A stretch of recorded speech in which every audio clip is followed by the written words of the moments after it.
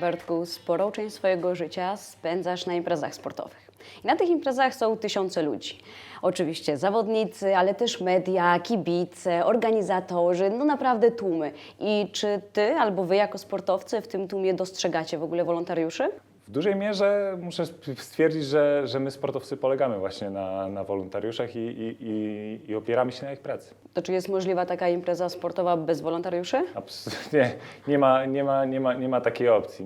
Nie wydaje mi się, żeby dało się zorganizować choćby najmniejszy turniej siatkówki bez pomocy osób, które tą dyscyplinę kochają, interesują się, a może po prostu chcą zobaczyć, jak tworzy się takie widowisko, jak wygląda impreza sportowa od wewnątrz.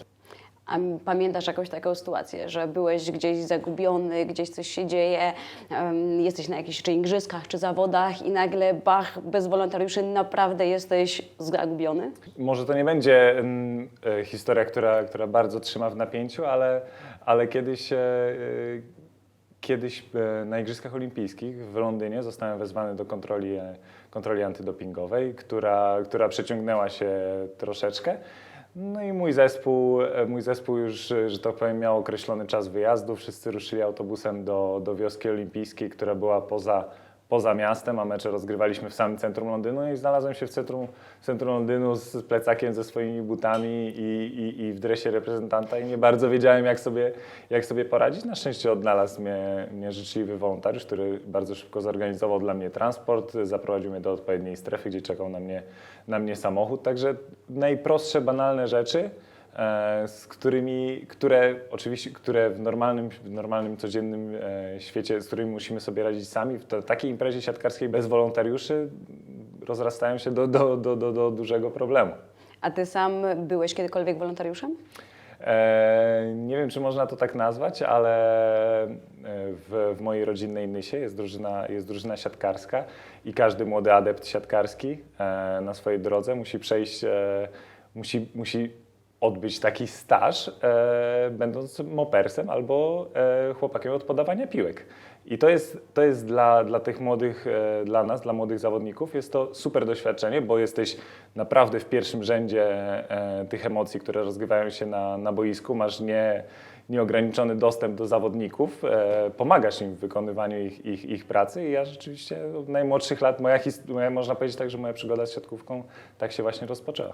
Myślę, że to na pewno można zaliczyć jako wolontariat, dlatego że warto podkreślić, że wolontariat to nie tylko jakieś wielkie międzynarodowe projekty, ale też czasem drobne, codzienne działania też w swojej lokalnej społeczności. To też jest ważna cecha wolontariatu, ale i dzisiaj ty, już będąc zawodnikiem klasy światowej, również angażujesz się w różnego rodzaju działalność.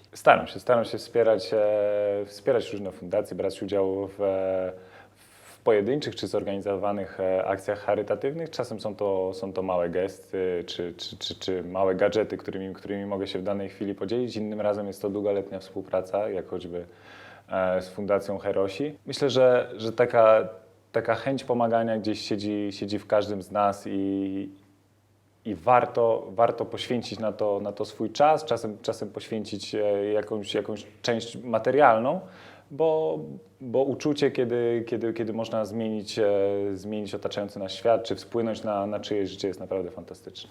Bartku, to dlaczego warto dołączyć do Europejskiego Korpusu Solidarności?